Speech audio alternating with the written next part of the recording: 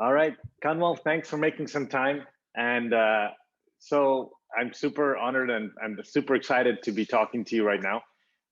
So let's just start with your entrepreneurial journey, and I would love to understand, technically speaking, for Excellent, your startup in the '80s, what was the product? So 1981, yeah, the world changed in a way. Yeah, that was the year of introduction of IBM PC, desktop computer, right? Before that, computers were big, bad office things, and many computers have become less big, but they were still very big. The Apple computer was hobbyist. Yeah, people were using it for hobby, but IBM PC was the first, serious business processing computer for the desktop. And there was this thing in the air that world is about to change. Computers will be on the desktop. There'll be back-end servers. But there was nothing like that there yet. No networking was there. There was a networking in the IBM world between the IBM machines, mainframe machines back to back. One IBM machine to talk to the other one, but consumers didn't see it, or the users didn't see it, right? Because that was designed by IBM to provide a backup for their large enterprise customers. If your computer here is busy and one in New York is not busy, we could share the load without. So there was this sense that the world of centralized main computers would change to this distributed computing. And so PC got announced, and then around the same time, few months later, the Intel digital computer and Xerox announced a networking protocol called Ethernet. And Ethernet was supposedly future a protocol. They have announced and they have published specs, and they will have chips available in 3 to 4 years. That was part of the announcement. And so I am getting a little bit worried about my I'm I'm 35, 36. Time is going on. And I want to be an entrepreneur. And there's a separate story on that one. I said, why don't I jump in and do the networking for all these computers? I looked at the specs that they are put up, and I was a hardware wizard. I was a hardware designer. And I looked at the specs, they said chips 3 to 5 years. I said, I can do this design in 2 to 3 weeks. So I sat down and did a design on paper, using the available off-the-shelf chips.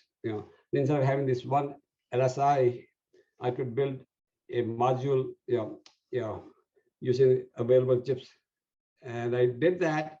I said it should work. And I talked to a couple of friends, and we said, why don't we try it? So we left our jobs, and I went and built that design.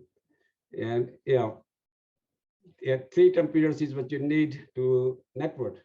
1 computer is a single point, 2 is point to point, 3 is network, right? So I built 3 boards, and we built a network of 3 computers, and it worked fairly well. I say, if we are in business, we can sell Ethernet boards. And there are several buses being used by various manufacturers. Intel had a multi-bus, Digital had Q-bus, Unibus, Motorola had a VME bus, Apple had its own bus. There were half a dozen different buses. Buses are what they use in the computer to interchange data. And I said, I can do a design for all those buses. And all the computers use those buses. It could be networked using my boards. And that was the Ethernet boards, and we did several of them, and we started to sell them back in 82, 83. Right. So I have a quick question. Mighty Intel said we're going to take 2, 3, 4 years to do this, and you found somewhere the courage to say, I can do this in 2, 3, 4, 5 weeks. So there were two things, right? They said they will have the chips available. So so people to do this thing in large numbers. Yeah, and And by the way, 1981. So when I started working in 1969, everything was you're building things from small components, and dates, art dates, not dates, everything was done from very basic logic components, very basic logic components in 69. As a matter of fact, if you had been there a couple of years earlier, you would have been using transistors and registers to build the logic. By mid 70s, people had lost the art of doing hardware design because it started to become bigger modules. It's like doing your own motor from wire and magnets to having a built motor driven to you for your washing machine, right? So the bigger and bigger components are available, and so people were not able to do complex designs. The younger people, and by 81, there were a handful of people of my generation and people working for the chip companies and large computer companies who were still able to do design from scratch. And so it was a transitional period. My expertise was about to become obsolete, but it was of a high value at the moment. Once the chips are available, nobody would have needed my design, right? Yeah. Yeah. So there was this window of 3 to 4 years. I said I could have the chips available, have a jump on the market. That courage and confidence. I just want to double click. How did you? For me, that's courage and confidence to say, are you going to go up against this industry standard giant and do it in your own way, in your own schedule? That is a big assumption for someone to just see, oh yeah, it happened.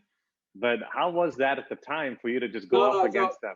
Like I said before, I was one of the best engineers in my mind anyway.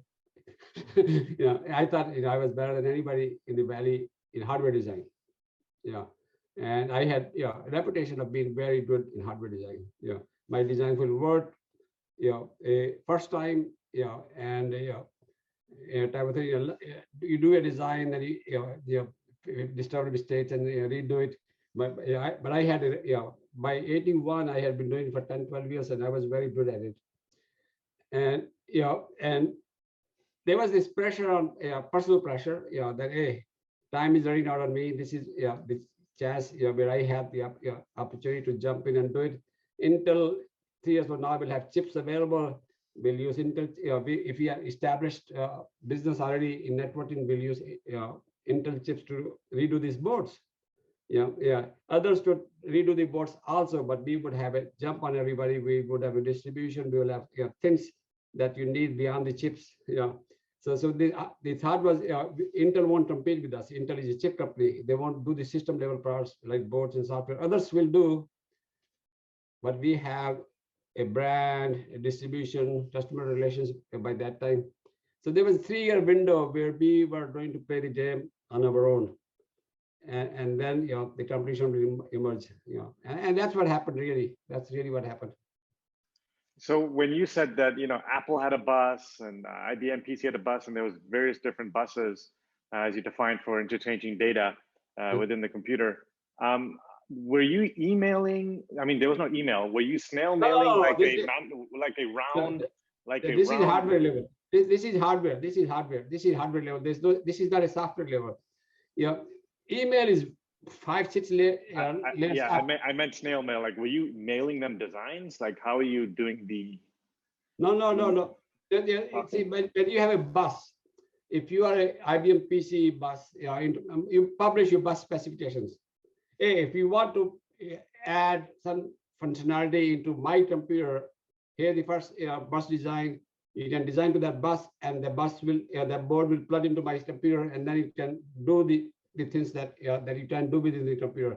And where do you find these bus specifications that were published? In the library, in trade journals? Well, in the industry, they are published. They are well known. They are well known specs.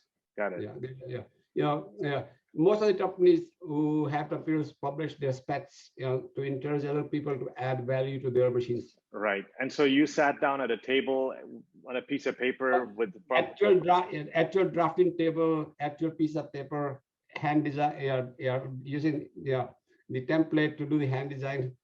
It took you back to your IIT days when you were actually doing that same thing. You're doing all that. No, that's what I was doing in the Valley for 10 years.